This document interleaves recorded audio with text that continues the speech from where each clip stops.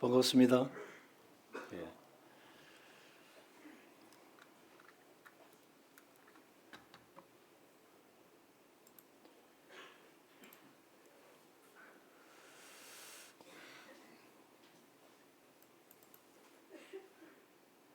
어느덧 2022년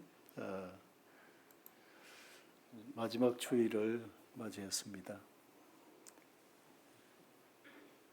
1년이 365일이고 시간으로는 8,760시간인데 이제 6일을 앞두고 있습니다. 6일을 남겨두고 2022년 해가 이제 역사 속으로 저물어 가고 있습니다. 이때쯤이면 늘 제 심령에 또 떠오르는 말씀은 태초에 하나님이 천지를 창조하시니라 해서 큰 광명과 작은 광명을 만드시고 큰 광명으로 낮을 주관하게 하시고 작은 광명으로 밤을 주관하게 하신, 그래서 사시와 일자와 연한을 이루게 하신 이 하나님의 은혜를 또 생각을 늘 합니다. 하나님께서 일출과 일모를 통해서 하루를 의미 있게 맞이하게 하시고 또 하루를 마감하게들 하십니다. 이렇게 해서 한 달이 가고 이제 1년씩 지나가게 되어지는데 뭐 어제나 오늘이나 참 변함없는 별반 달라진 모습들은 없습니다. 그렇네요. 어제라고 하는 시간은 우리 생애에 다시는 없는, 돌아올 수가 없는 시간입니다. 또 오늘이라는 이 하루도 우리 생애에 있어서는 다시는 맞이할 수 없는 오늘이라는 이 하루입니다.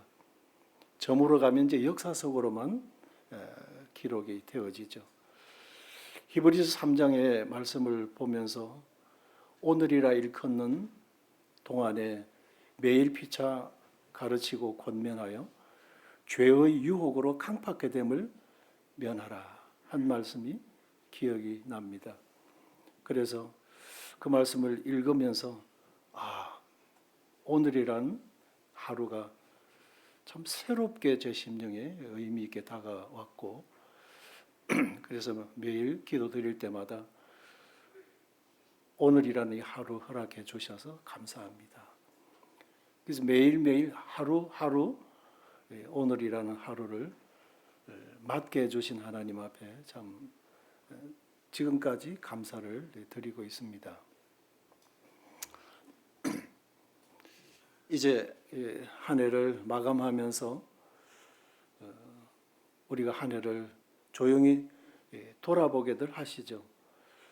그리고 또 새해를 어떻게 맞이하고 어떻게 살아갈까를 생각들 합니다. 물론 뭐 작심삼일인 경우들이 많습니다. 그러나 작심삼일일지라도 길어야 3일 만에라도 한 번씩은 재점고할 수 있는 이런 시간들을 가지게 하시니까요. 그래서 참 이 태초에 하나님이 천지를 창조하시니라. 이 태초에 베레시트,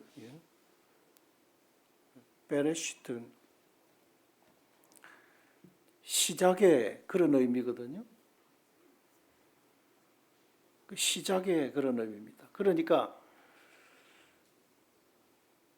요한복음의 엔아르케는 영혼에서의 시공 속으로 들어오시기 전 단계의 하나님이시면 이제 창세기 1장에서 이 시작이라는 의미는 시간의 시작이라는 것입니다. 그러니까 하나님께서는 시간을 만들어 주신 분이시죠. 우리로 하여금 시간과 공간 속에 살아가도록 하신 것입니다. 그 하나님께서 만드신 것이 이 시간이라는 거죠. 70을 살고 강건하면 80을 살고, 시편 90편에 나오는 말씀인데, 우리는 제한된 이 시간 속에 살아가고 있다고 하는 것입니다. 이 모세가 영원부터 영원하신 하나님을 바라보면서 하나님의 그 영원한 시간대 앞에 서서 자신의 70, 80 살아온 과거의 삶들을 돌아볼 때 너무나 밤의 한 경점과 같음을 그가 고백을 하고 있습니다. 그래서 시간의 주인께서 그 시간을 사용하실 때는 하나님의 역사가 이루어지는 겁니다. 하나님께서 계획하시고 하나님이 뜻하신 일들을 이루어 가시는 거예요. 그래서 하나님의 역사가 그게 전개가 되게 되고, 시간, 시작과 이 한 출발점과 마침 지점에 이 사이 간자, 이 시간인데, 똑딱이라고 하는 이 사이에 이 공간을 하나님이 활용하시고 사용하시면 하나님께서 역사를 하시고 이루어 가시는 겁니다. 그래서 이런 시간을 나를 위해서 사용해 버리면 우리가 이 세상을 떠나면서 다 끝나버리게 되죠.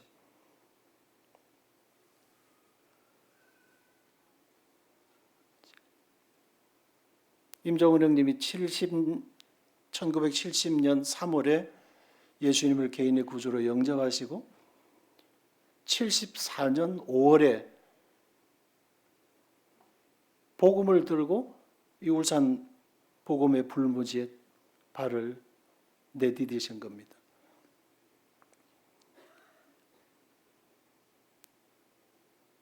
말씀에 감동을 받고, 내 생애에 주님이 한 영혼만 더해 주셔도, 붙여 주셔도 감사한 일이다.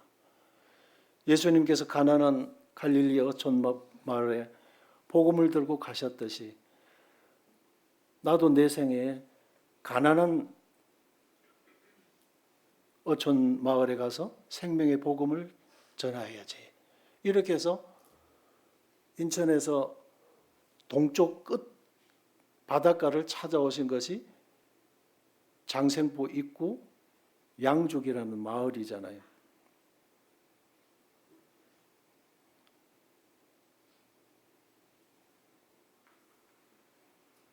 도랑인지 길인지 구분이 되지 않은 그 부락에서 오셔서 그 낮은 곳을 파 들어가 보니까 예전에 만들은 그 수로가, 도랑 수로가 나오는 거죠. 그러면서 골목 앞이 바뀌고 변화되는 모습을 보면서 사람들이 관심을 갖게 되고, 이 집의 아이들이 출입을 하게 되어지면서 주일학교가 시작이 되어진 것이었죠.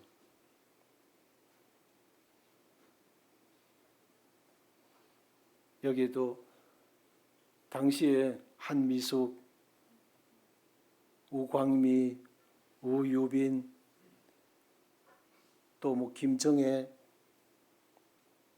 다 당시의 정인들이 여기, 그때 당시 꼬맹이들이 다 성장해서 여기들 앉아들이 계시죠.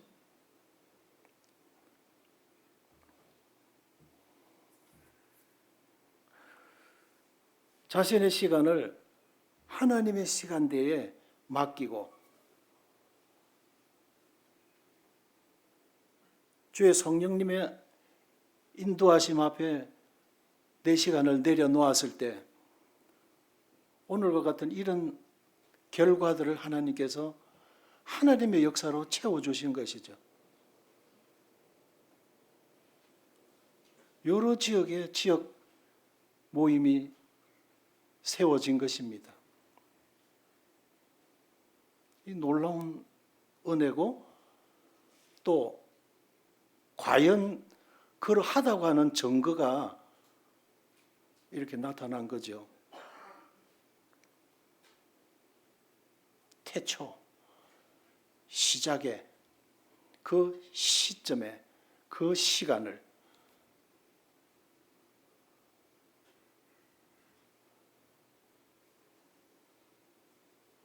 하나님 앞에 맡기게 되어질 때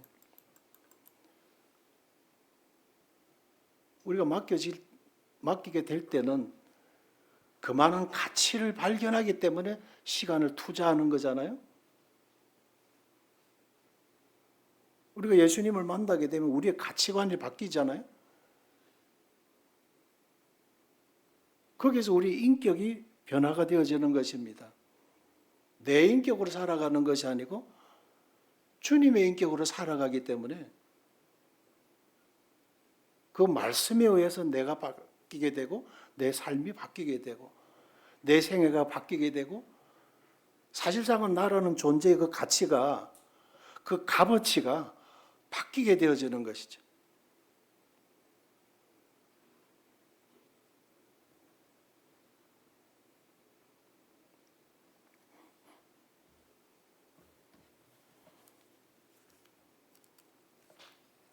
오늘 아침에 읽었는데 요한복음 1장을 한번 찾아봐 주시기 바랍니다. 요한복음 1장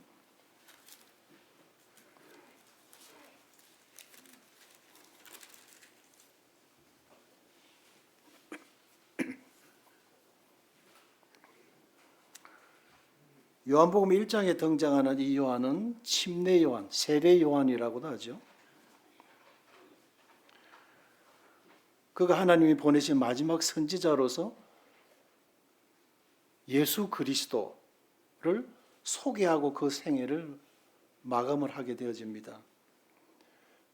요한복음 1장 29절에 이튿날 요한이 예수께서 자기에게 나오심을 보고 이르되 보라 세상 죄를 지고 가는 하나님의 어린 양이로다.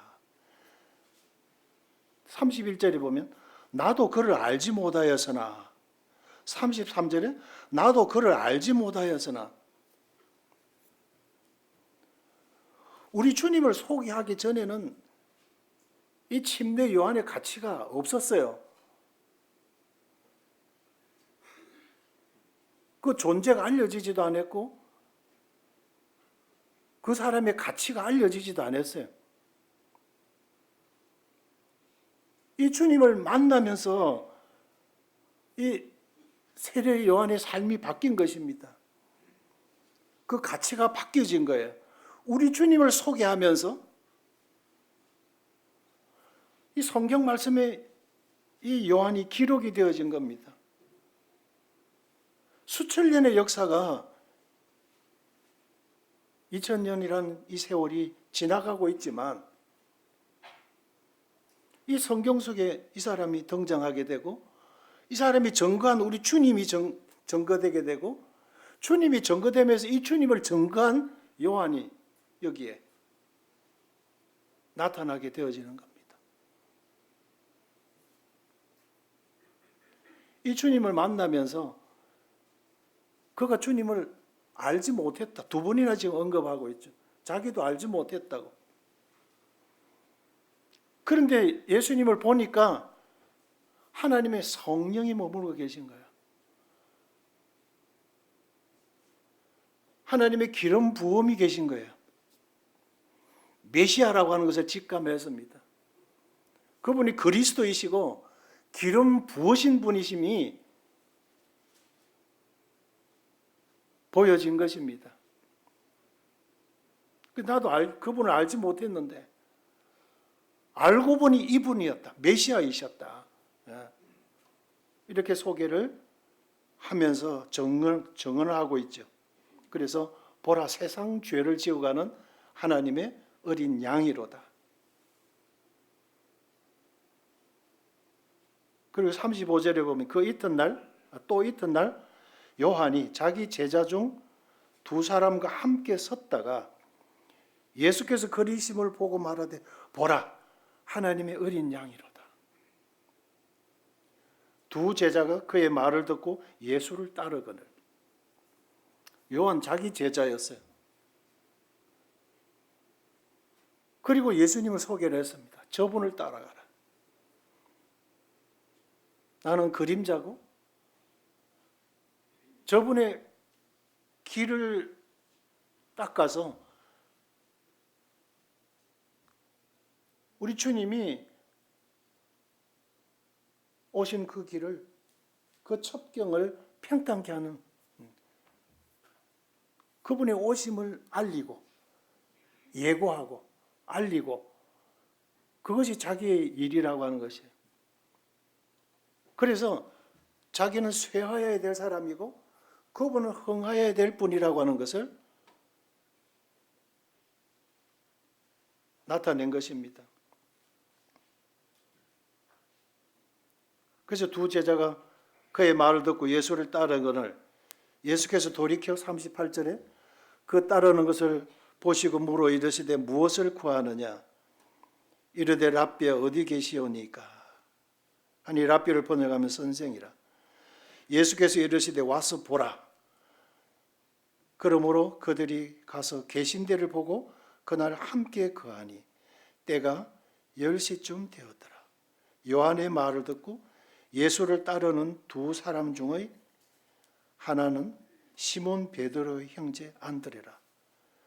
그가 먼저 자기의 형제 시몬을 찾아 말하되 우리가 메시아를 만났다 하고, 메시아를 번역하면 그리스도라.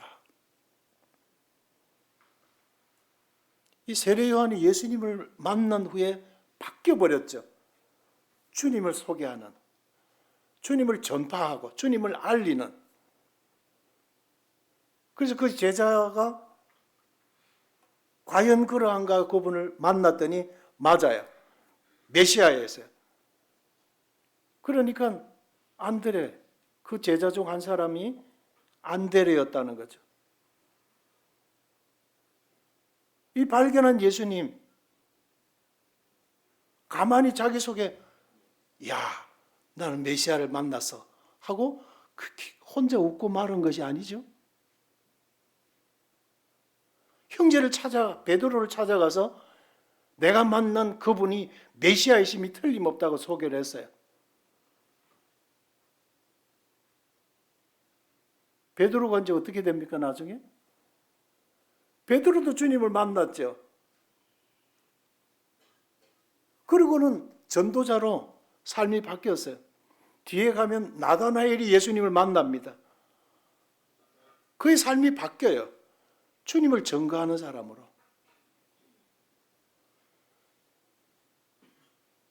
주님을 증거함으로 베드로가 여기 성경에 기록이 되고, 주님을 증거함으로 나다나엘의 이름이 증거되고, 그 주님을 베드로에게 소개했기 때문에 안드레의 이름이 여기 성경에 기록이 되어진 거야. 안드레라는 사람이 있었는지 없었는지 우리가 아무 관심이 없고 관련이 없던 사람들이었습니다. 그러나 그들의 시간을 하나님의 시간 앞에 드릴 때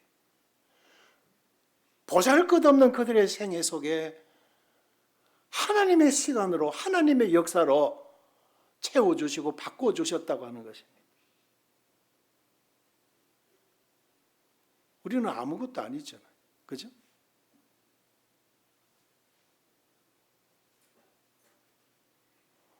이런 단지에 오줌이나 놓으면 요강이죠. 그 똑같은 단지에 꿀을 담아두면 꿀단지죠. 그런 단지에 금덩어리를 담아두고 보석을 담아두면 보석단지죠. 그래서 질그릇과 같은 우리들 안에 보배를 담아두셨다고 말씀해 주셨잖아요. 우리는 질그릇이에요. 얇은 그릇도 아니고 어디 톡 부딪히면 쭉 금이 가고 톡 깨어져 버릴 수밖에 없는, 또 언젠가 깨어져야 될 연약한 육체를 가지고 있는 자들 아닙니까? 그 눈에 보이지도 않는 코로나 바이러스 때문에 지금 열이 나고 기침하고 오늘 이 자리에 성도님들이 몇 분 참석 못했다는 광고 들으셨죠? 그래, 나약한 자들입니다.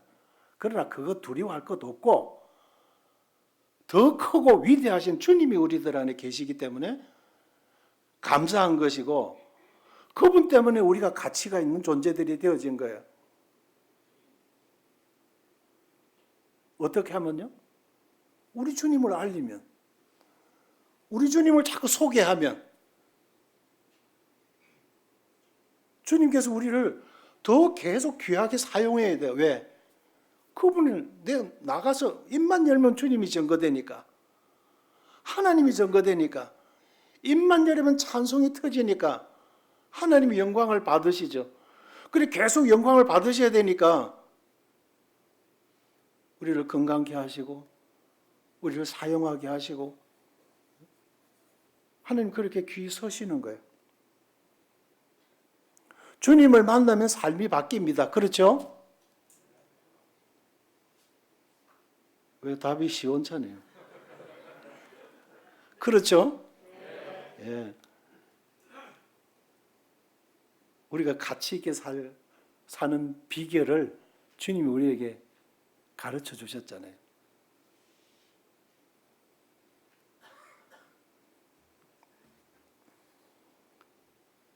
그래서 베드로전서 1장을 보시겠습니다.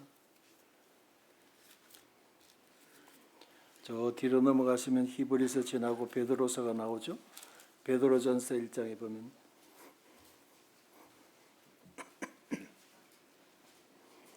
베드로가 그냥 고기나 생선이나 잡아먹고 살던 아주 거칠게 살던 사람이었습니다. 예? 그냥 무식하고 세상에서 별 볼 일 없던 사람들이었어요. 그 중에 한 사람이었죠. 주님 믿고 나서는 그의 삶이 완전히 바뀌었잖아요. 나중에는 이 베드로 전서와 후서를 기록하는 때까지 주님이 들어서신 거예요. 베드로전서 1장 3절에 우리 주 예수 그리스도의 아버지 하나님을 찬송하리로다. 그의 많으신 긍휼대로 예수 그리스도를 죽은 자 가운데서 부활하게 하심으로 말미암아 우리를 거듭나게 하사 산 소망이 있게 하시며 썩지 않고 더럽지 않고 쇠하지 않은 유업을 있게 하시나니 곧 너희를 위하여 하늘에 간직하신 것이라. 여기서 보면 산 소망, 우리를 거듭나게 하셔서 산 소망이 있게 하셨다. 여기 눈이 딱 뜨이면서 베드로의 생애가 바뀌어 버렸어요. 무엇을 위해서 사는 것이 더 가치 있는가를 발견한 것이죠. 그래서 예수님을 만났던 세베대나 요한이나 그물과 배를 그냥 버려두고 사람 낚는 업으로 그의 삶이 바뀌어 버렸어요. 베드로 또한 그랬어요.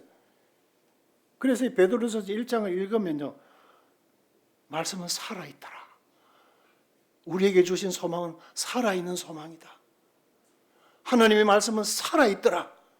이것을 계속해서 반복 언급을 합니다.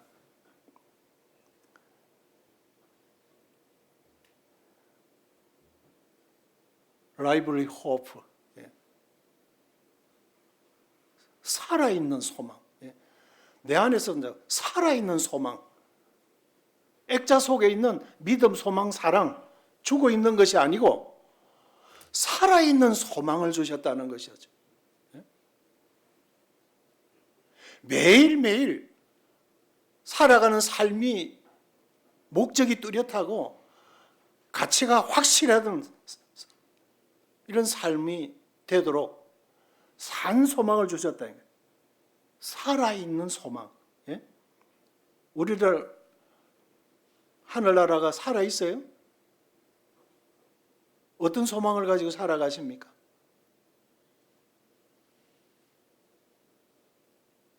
고정되어져 있고 틀 속에 가두어 넣어버린 프레임 속에 딱 갇혀있는 소망이에요? 아니면 자유롭게 살아있는 소망이에요? 내가 가서 살아갈 때에 내가 소망 가운데 살아가고 있는 사람으로 나타나고 있어요. 여기에 1장 23절을 보실까요? 베드로전서 1장 23절을 보시면 너희가 거듭 난 것은 썩어질 씨로 된 것이 아니요 썩지 아니할 씨로 된 것이니 살아있고 항상 있는 하나님의 말씀으로 되었느니라. 사도 요한도 요한서시서 1장에 보게 되면 그 주님을 만났는데 주님으로부터 듣게 된 그 말씀이 살아있더라고 고백하고 있잖아요. 지금도 기억되는 것이 살아있는 말씀이라고. 예? 너희가 거듭 난 것이 썩어질 씨가 아니고 썩지 아니할 씨로 된 것이니 살아있고 항상 있는, 항상 살아있는 말씀으로 되었느니라. 그러니까 베드로 같은 이런 무식쟁이가 이런 고귀한 생을 살아갈 수 있는 변화된 삶을 살아가도록 바뀌어진 이유를 우리가 여기서 알게 되잖아요. 이 말씀이 살아 계시기 때문에 그렇다는 것이죠.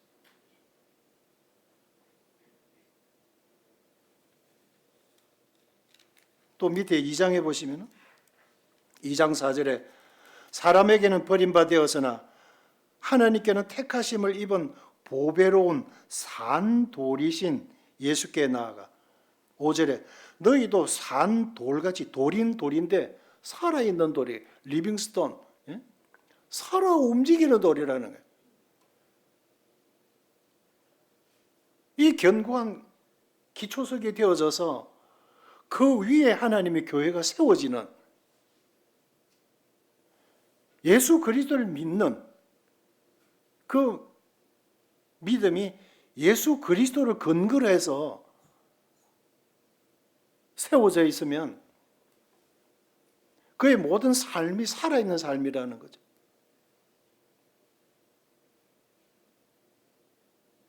그건 흔들릴 수 없는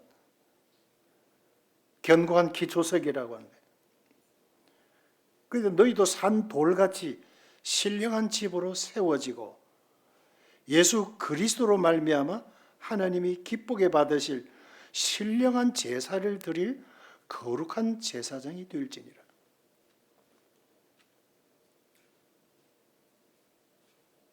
그러니까 소위 일자 무식쟁이와 같은 베드로가 이런 고상한 표현들과 이런 문구를 이런 의의로 참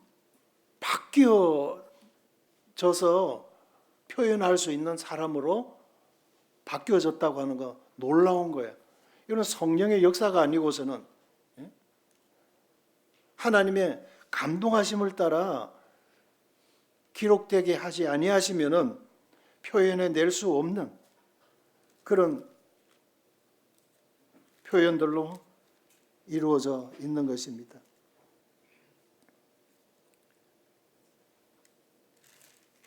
또 뒤에 가면 4장 5절에 봐도요. 그들이 산자와 죽은 자를 심판하시기로 예비하신 이에게 사실대로 고하리라.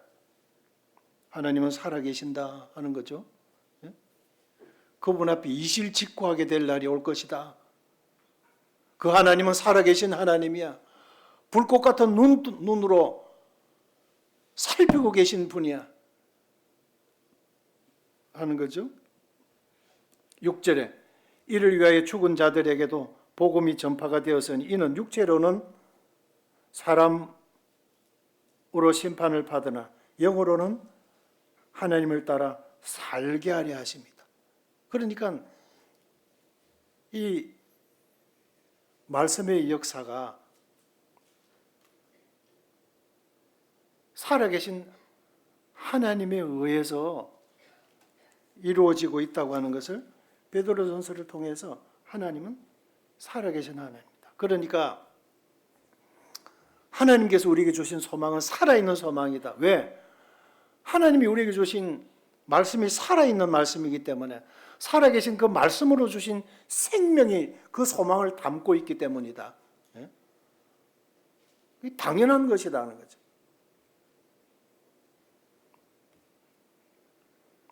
그래서 우리가 지금 모세오경 지금 창세기를 지난 금요일 날 마쳤습니다. 그 마지막 시간에들 공부들 하면서 마태복음 22장 23절 24절 말씀 다들 찾아 읽으셨을 거예요. 그게 무슨 말씀이냐면, 나는 아브라함의 하나님이요 이삭의 하나님이요 야곱의 하나님이다. 그래서 하나님은 죽은 자의 하나님이 아니고 산 자의 하나님이시다 하는 말씀이죠. 하나님은 죽은 자들의 하나님이 아니라는 거죠. 죽은 자들 안에는 그 하나님은 죽어 있는 거죠. 하나님은 산 자의 하나님이세요. 산자들 안에 계신 그 하나님은 항상 살아계신 하나님이시라는 거죠. 그들의 삶 속에서 살아계신 하나님이 역사하시고, 그들의 삶 가운데 살아계신 하나님은 살아계심을 증거해 주시고 계신 하나님이시다는 거죠. 그래서 믿음의 사람들이 살아갈 때 하나님의 사람이 저기 간다. 하나님의 사람이로다. 그렇게 구약에는 표현을 했습니다. 그래서 신약에는 어떻게 표현되죠? 그리스도인으로, 그죠? 하나님의 자녀로.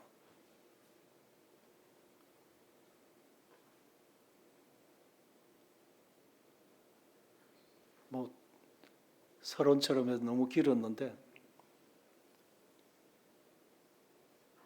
이 말씀은 드리지 않을 수가 없었던 겁니다.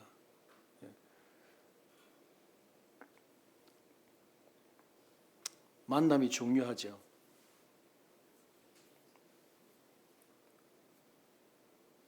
오전에 이제 우리 교사들과 9시에 말씀을 나눌 때 만남이 중요하다.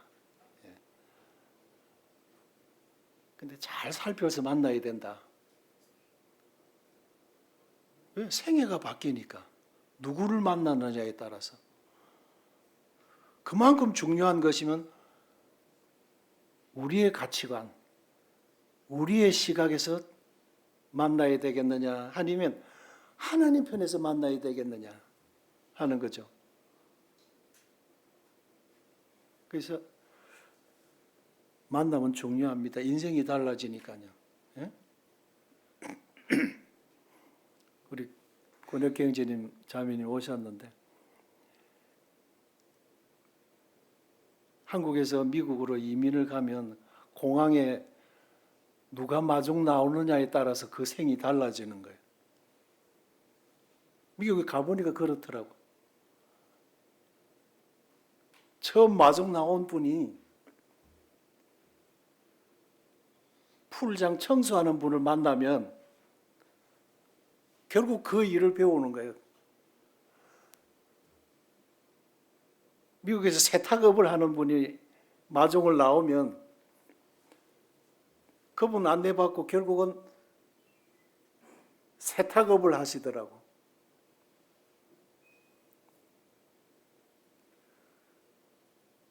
주유소 하는 분을 만나면 그쪽 분야에 자꾸 이제 듣다 보니까 모르니까 미국 땅에 누구를 만나느냐, 누구의 안내를 받느냐 대단히 중요하더라는 거예요. 아까도 이제 조금 전에 말씀드렸습니다만 예수님을 만난 그 제자들, 예수님을 만난 사람들이 다 변화를 체험하게 되더라고 하는 것을 말씀을 드렸습니다. 제 생애에 참 제가 늘 감사하는 것이 거듭난 그리스도인들 만난 것이 진짜 제 생애의 행운이었고, 감사였습니다. 운동장 옆에 보면 안상홍 정인회가 있어요. 그게 하나님의 교회라고 편말을 붙이고 있고, 안상홍이가 하나님이에요. 그 사람 죽었어요. 근데 그 와이프가 이제 재산을 이어받아야 되니까 하나님의 어머니로 되게 됐어요. 아찔하죠. 제가 그런 이단의 사람들하고 만나서 그 속에 빠져들었으면 어떻게 되었겠어요? 안상홍, 죽은 그 안상홍이라는 인간을 하나님처럼 지금도 그냥 그게 미쳐 빠졌을 거예요. 내가 여호와의 정인을 만났다. 완전히 그냥 여호와의 정인이죠. 어? 구원도 못 받고 죽기 살기 고생하고 결국 지옥 갈 사람이 되어진 거죠. 구원받고 거듭난 형제 자매들을 만나서 여러분들 복음 듣게 된 것에 하나님 앞에 감사하세요. 아멘 됩니까? 진짜 감사하셔야 돼요.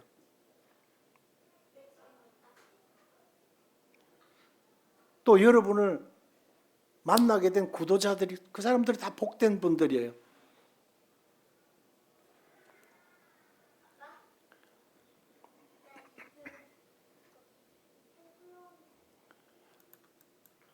장생포 입구에서 우리 임종원 형님은 당시 공단이 조성되고 있었기 때문에 바닥 호리가다 소위 기초 작업하는 공사판에 노동을 하셨어요. 그리고 김정자 자매님은 여기 지금 임성실 자매 등에 업고 아기 때 지금 필리핀 선교 나간 성에 걸리고 그 동북계 양쪽 그 불악을 오가면서 한 가정들마다 몇 번 수차례 전도 다니고 전도 집회 주고 복음을 전했습니다. 그리고 이 불악이 이제 피값 다 제했다 이거죠. 그래서 저 건너편에 현대자동차 저게 또 젊은 사람들이 현대자동차 중심으로 많은 젊은이들이 모이니까 이제 저리로 건너가서 주님 한 영혼 또 붙여주세요. 이렇게 해서 이제 저쪽으로 건너오게 되신 거죠. 연포 쪽으로, 연포동 쪽으로.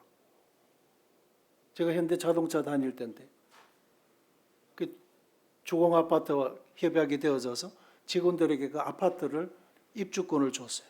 그래서 5층에 504호에 살고 임종원 형님과 자매님은 이제 그 403호에 사신 거죠.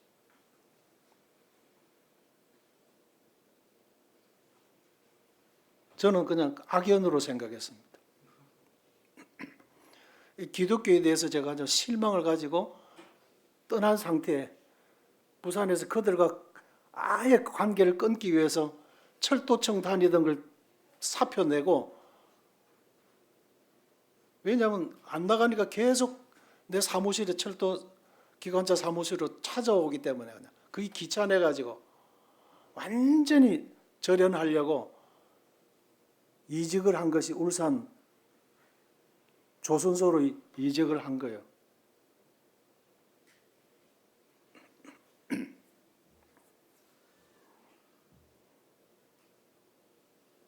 그런데 문 앞에 빨간 종이에다가 검정 글씨로 그리스도인의 집 이렇게 요만한 종이를 써가지고 아파트 문 앞에다 이런만 붙여놓은 거예요. 빨간 종이니까 눈에 탁 들어오잖아요. 그 속에 검정 글씨가 그리스도인의 집이라. 믿으면 속으로만 믿지. 여기다가 혼자 그리스도인의 집, 뭐 저 자랑이라고 저렇게 바깥에다 저렇게 표시를 하냐. 그 출근할 때면은 내려와서 그 집 대문이 딱 보일 때면 눈을 감고 탁 돌아서서 눈을 더듬더듬해서 계단 내려와 가지고 문 앞을 딱 돌아서서는 이제 눈 뜨고 계단을 또 내려가고, 퇴근할 때는 올라오다가 그 집 문이 딱 보이기 시작할 때 눈 감고 돌아서서 요렇게 제가 올라갔어요.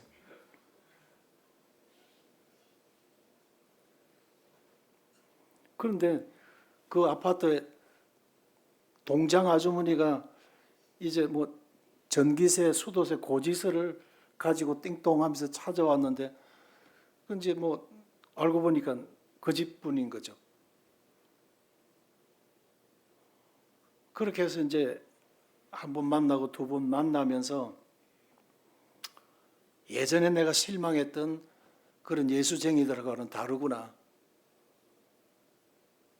이렇게 해서 이제 마음을 열게 되게 되고 그들의 삶을 보고 그들이 증거하는 예수님에 대해서 관심을 갖게 되어진 겁니다. 물론 그전에도 설교를 많이 들었지만 관심 받게였던 거죠. 그래서 하나님 말씀 듣고 그냥 딱 단도직입적으로 거듭나야 된다. 구원받았느냐. 죄인이기 때문에 지옥 간다. 상당히 불쾌했어요. 언제 봤다고 죄인이라고 그러고. 그리고 혹시 성경에 구원받아야 된다는 단어가 나와 있습니까? 그러니까 그냥 예수님 이름 자체가 구원이고 막 그냥 전부 펴주는데 구원 이렇게 해서 하나님 말씀 듣게 되고 구원을 받게 되어지죠.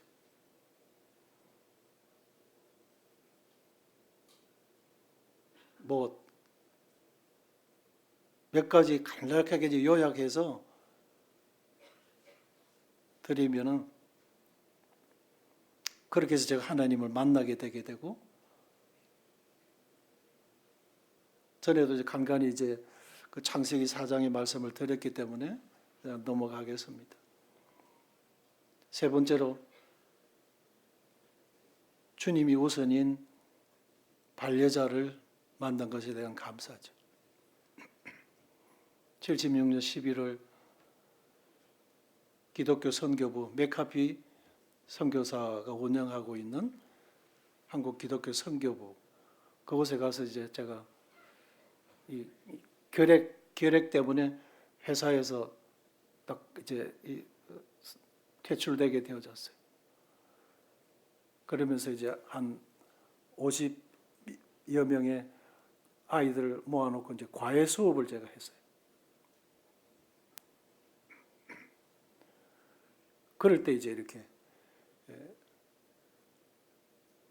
구원을 제가 받게 되어지는데 그런 것도 이제 다 정리하고 일단 건강 회복 받고 하나님 말씀 공부하고 싶어서 이제 선교부로 이제 들어가게 됩니다. 그래서 그곳에서 77년 11월 10일 날 계속 성경을 읽는 가운데에서 창세기 그 리브가의 결혼에 대한 말씀을 있을 때 그 과정들을 다 이제 아시죠. 아브라함의 종이 와서 하나님 인도함을 따라서 리브가를 만나게 된 그 간증을 오라비 라반과 리브가의 어머니에게 간증했을 때 이 일이 하나님으로부터 말미암았으니 우리는 가부를 말할 수 없다. 본인에게 물어보자. 이렇게 해서 하룻밤을 자고 난 후에 그 엘리에셀이 이제 바로 출발을 해야겠다. 그 리브가도 데려가고 싶다. 이러니까 당사자에게 물어보자. 이렇게 해서 리브가를 불러오게 되고 어떻게 하겠느냐 너는 했을 때 바로 가겠나이다.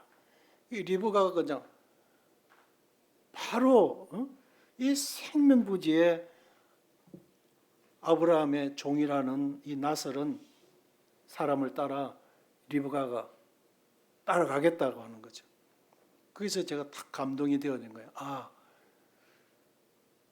분별은 충분히 두들기면서 하되 이것이 하나님으로부터 온 것이다. 확신할 때는 빨리 받으면 빨리 받을수록 축복이라는 거. 바로 즉각 받는 것이 축복이라는 거. 밤 10시쯤 되었어요, 시간이. 그래서 그 밤에 이제 사우동 그 수양관 위치가 산 속에 있어요. 오산으로 나가도 1시간 거리 걸어서 가야 되니까 저 동막이라는 부락으로 공중전화 부서가 있는 데로 가도 1시간 거리. 그리고 본장 랜턴 들고 가서 거의 이제 11시 가까이 전화를 김영자 자매 집으로 전화를 한 거죠. 그 전화가 저 추영제인데요 하니까 왁자지껄하는 거죠. 이제 목욕탕업을 하고 있었기 때문에 다 이제 청소 끝내고 앉아서 이제 야참을 하는 거야, 야참. 그러면서 이제 벌써 11월이 다 지나가고 한 달만 지나면 이제 12월이고 한 해가 지나는데 이거 어떻게 해야 되냐? 결혼하기로는 작정은 됐는데 언제 해야 되냐? 이 당사자가 없어서는 어떡하냐? 이러고 지금 가족 회의를 하고 있는데 제가 전화가 딱 온 거죠. 그러니까 와 하면서 이제 소리가 함성이 난 거예요. 그래서 장모님이 받으셔가지고 그래 우리가 지금 뭐 이렇게 우리끼리 아무리 회의하면 뭐하냐 이러고 있는데 전화가 왔네. 그래 뭐 어떻게 하면 좋겠는가. 벌써 이해도 다 가는데 그래서 저는 올해 하나 내년에 하나 준비할 것도 없고 바뀔 것도 없습니다. 그래? 올해 할까? 예. 그래 76년 11월 10일인데 다음 주에 하세. 그래 이제 17일 한 주로 그냥 바로 그냥 결정이 나버렸어요. 그래 하겠습니다. 저는 그렇게 알고 있겠습니다. 그럼 맥가비 선교사님한테 제가 가야 되겠습니다. 왜 가려냐? 결혼은 해야 됩니다. 너 지금 건강도 안 좋고 지금 가면 안 돼. 저는 갑니다. 왜 가야 돼? 결혼을 하러. 하나님이 가라고 하셨어요. 안 돼. 하고 그냥 문 닫고 들어가 버렸어요. 저는 그러나 갑니다 하고 인사하고 이제 나와서 서울에 형님들한테 두 분이 계셨는데 결혼을 내려가서 한다고. 그 가족들도 깜짝 놀라는 거예요. 아니 뭐 그냥 결혼이라니 그냥 준비도 없이 하느냐. 여호와 이래라고. 그게 뭔데? 다 불교 신자들이니까. 하나님이 준비하신다 하니까 참 이상한 일들이라고. 그리고 교통비로 이 집 저 집에서 2만 원씩 줬어요. 그리고 그거 가지고 이제 내려왔어요. 결혼 예물 반지 한 돈 2만 원.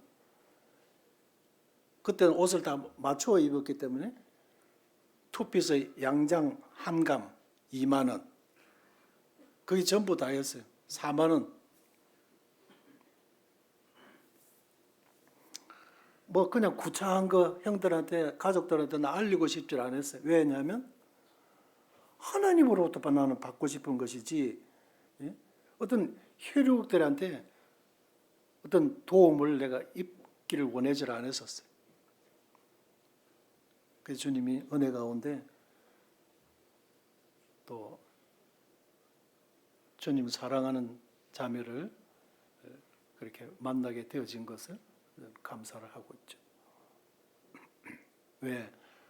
내가 건강하고 내가 직업이 안정되어 있고 뭐 잘 나갈 때가 아니고 내가 병들었을 때 직장에서는 병들었으니까 나가라고 내쫓았을 때 이 사회에서 나를 병든 자는 쓸모없다고 나를 팽개쳤고 근데 주님은 나를 사랑하시고 그런 나를 믿음 안에서 형제로 선택해서 결혼을 해준 자매에 대해서 저는 지금까지 감사하고 살아가고 있습니다.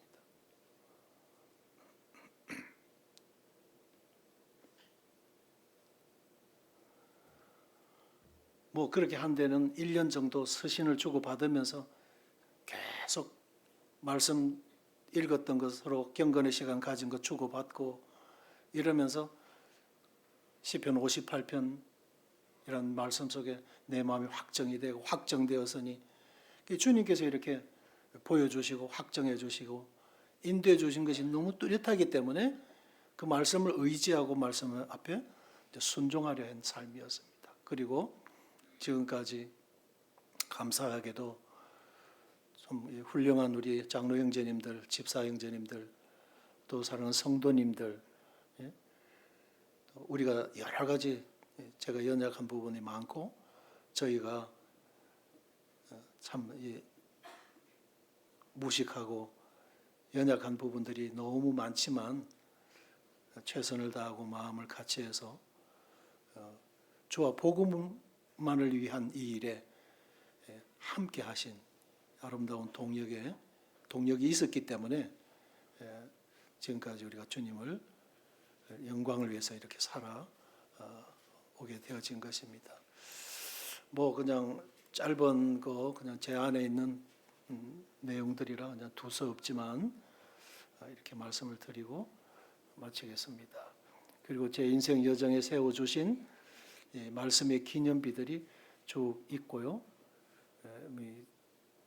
음원장 40여 년 동안 주셨던 내용들이기 때문에 이 시간 다 할 수 없고 다만 희망하는 사역이 있다면 해바라기 유치원과 해바라기 노치원을 이 교회 중심으로 하고 싶은 이 사역이 있습니다. 우리가 다음 세대 꿈나무들 교회 교육이라는 이 환경 속에서 다음 세대의 우리 자녀들이 자라야 되기 때문에 그리고 그 원생들의 부모들이 계속 연결이 되어져야 이 역사가 일어나고 그 다음에 우리가 이런 유치원 활동을 하지 못하고 있기 때문에 벌써 이 필리핀 나가기 전에 임성애 자매 필리핀 나가기 전에 다 계획하고 유치원 기자재 같은 거 다 가격들 알아보고 이러다가 탁 중단이 되어 버렸어요. 그리고 그 대신 지금 필리핀이 그 역사들이 아름답게 이루어지고 있기 때문에 그러나 이렇게 이제 우리의 영적인 자산들이 우리가 유치원을 할 수는 있지만 우리 교사들이 그런 자격을 가지고 있는 교사들이 다 지금 타 도시로들 직장 따라 지금 나가들 있잖아요. 그래서 그런 영적 자산들이 또 다 주님 앞에서 활용이 되어져야 되기 때문에 그렇고 또 우리 노성도님들 또 요양병원 가시기 전까지 유의탁, 이 독거 노인들을 위한 무의탁 이런 그 노치원 이 사역이 이 교회 중심으로 참 절대적으로 필요한 시대입니다. 고령화 시대이기 때문에 이거 벌써 20년 전부터 제가 바라고 기도하고 있지만 아직까지 이루어질 기미는 없습니다. 그러나 한편 제 마음에 늘 기도하고 있는 부분이고 이기도 합니다. 그래서 이 일에 성도님들이 자원봉사로 섬길 수 있는 기회가 되기 때문에 그리고 사역자들 가운데 은퇴하신 분들의 쉼터도 되고 저서활동 공간도 되고 또 역시나 노인들을 위한 사역 공간들이 되기 때문에 필요한데요. 이런 일들은 비전을 갖지 않은 성도님들의 기부와 헌신으로만이 또 기도만이 가능한 일들입니다. 이상 시간을 마치겠습니다.